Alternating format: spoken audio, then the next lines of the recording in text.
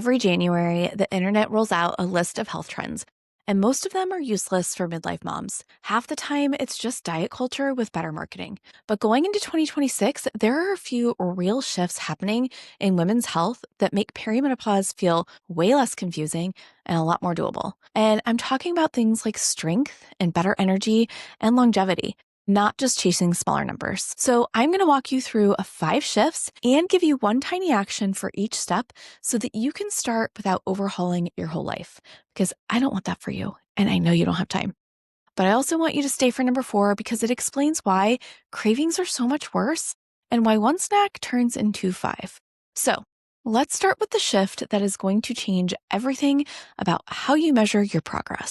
Trend number 1, strength and muscle are becoming the new goal weight. I can't be more excited about this because the scale, honestly, it just tells a partial story, especially for women in perimenopause, and everybody is chasing smaller numbers. But what the real story is, and what women don't get told, is that we're losing muscle as early as our 30s, and it speeds up as we get older. We can lose anywhere from 3 to 10% per decade after the age of 30. And research is showing that this is so much more important to start becoming stronger. And I'm not talking about going into the gym every single day and lifting a ton of weights all the time and becoming some bodybuilder. I am talking about things that you can do at home to make you feel so much more comfortable. Because at the end of the day, if you're not strong, you're going to start losing muscle. And then when you're 60 and 70, you're not going to be able to do the things that you want to do and play with your grandkids, get up off the floor, and even maybe do some basic things like going to the grocery store. So more muscle is better because muscle means that you have better blood sugar handling. And that also means that you're crashing less in the afternoon. So that's what I want you to focus on, right? I want you to focus on doing strength. And the action that I want you to take is 2 to 3 times a week. I want you to start lifting weights. Okay, that could look something like putting 20 to 30 minutes in your calendar at home and doing a simple circuit like this. Maybe a squat, 8 to 12 reps, and then do a row with dumbbells, or if you don't have dumbbells, use a band, 8 to 12 reps. And then maybe you do your push-ups, and if you can do them on your kitchen counter because you can't do them on the floor, that's totally fine, right? So maybe week 1, you do 2 rounds, and week 2, you do 3 rounds. The more and more that you're doing it, you're going to want to add weight or slow the reps down, and then start building your strength even more. And if you need some good workouts, I will put a link below to the workouts that I do every single day. So that is trend number 1. But okay, you're probably thinking now, like, how do I know if this is working? And that's where trend number 2 comes in. Trend number 2 is probably one of my favorite trends, and that is using data and tech without obsession. Trend number 2 is going to be so important this year. And I look at this as, for years, the only data that we had was like our scale, right? And I just said the scale only tells a partial story, okay? But going into 2026, there are so many things that can help you to understand how your body works and not beat yourself up for it. So for me, those are a couple simple tools that I use every single day. One, I use my Apple Watch because it helps me, know how much workout I've done. It shows me my steps, right? Shows me where my heart rate variability is for when I'm working out. All of those things are data and pieces of data. And that to me is super helpful because I know, like, if I'm not working out, then my watch is going to like tell me, hey, your steps aren't closed, right? So that's something too. And the other thing that I have absolutely been loving this past year is my Lumen.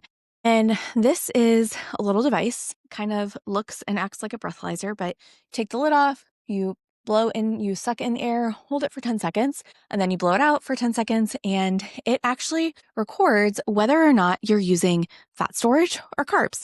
And so it helps me understand and tracks, what I'm using more of right now. And that to me is super important because it gives me data. And I'm not looking for whether or not I'm using fat all the time, because you don't want to always be in fat burning mode all the time. You also want to have some carb burning too. And so this is super helpful just to notice patterns and to notice like, oh, I need to up my carbs here because maybe I'm not getting enough carbs while I'm working out, right? There's all sorts of things that this little thing does, and I love it so much. I will put my link below because it's been a huge game changer in how I eat and what I eat this year. At the end of the day, data is so important, okay? And midlife data is less about having a grade or a smaller number on the scale, but it's more about noticing and having the data to take the action steps so that you can actually move forward, okay? And you don't really need gadgets or tech or any of that stuff.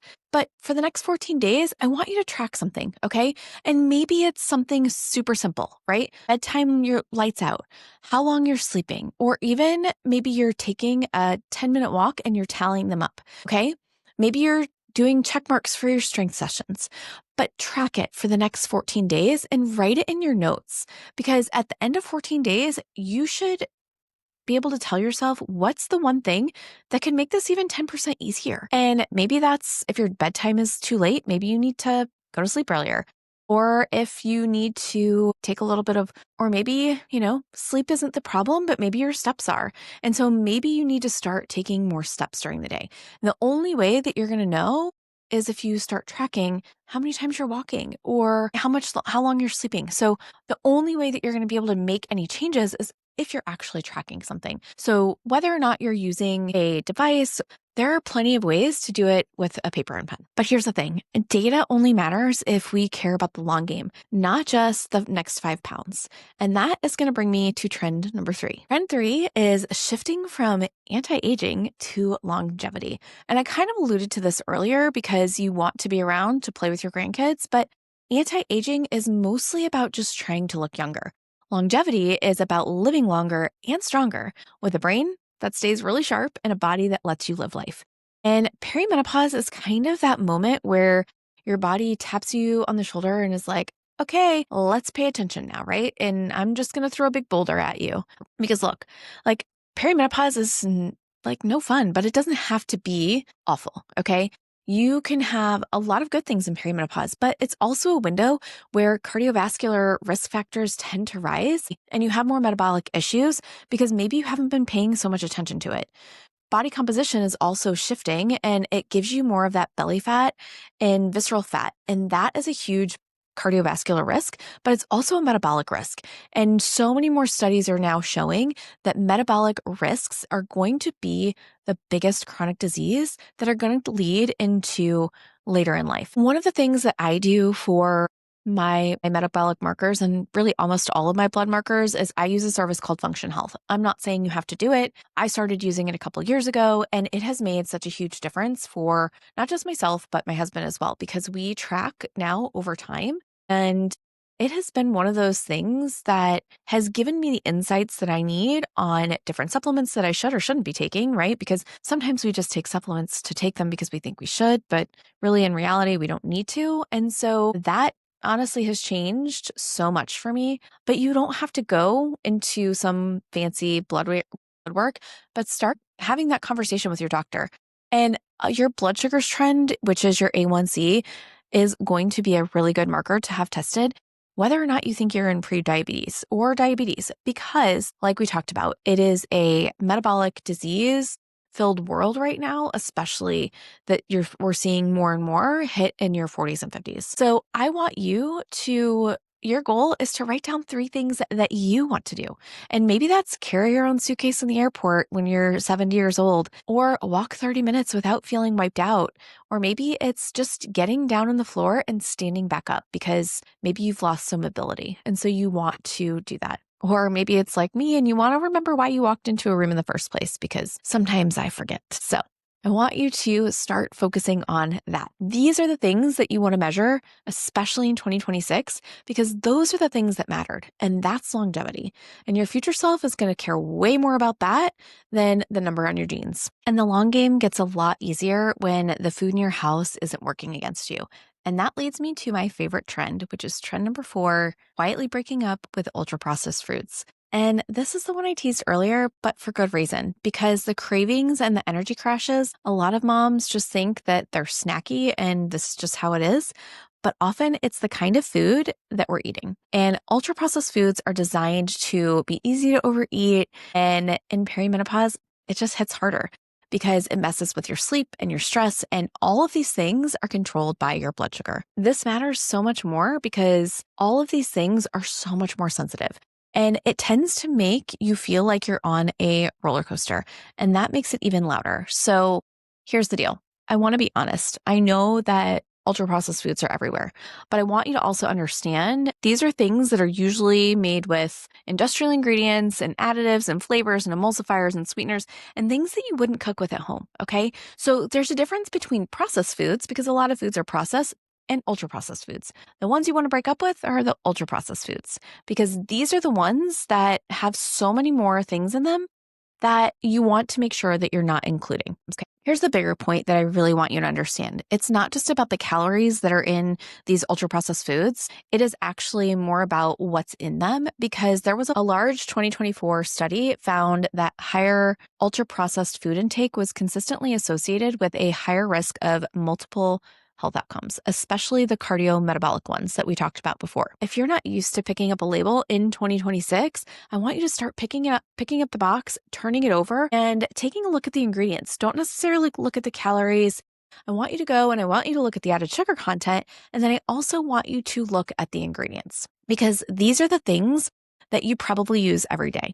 So here's the thing. I want you to take a look at what you have in your pantry and see if you can make a swap. Maybe that is a flavored creamer that you have all the time or a protein bar, because believe it or not, some protein bars are really, really bad. In fact, one time, one of my clients had one that had 18 grams of added sugar in it. And my jaw almost hit the floor because you're only supposed to have 25 added grams of sugar a day.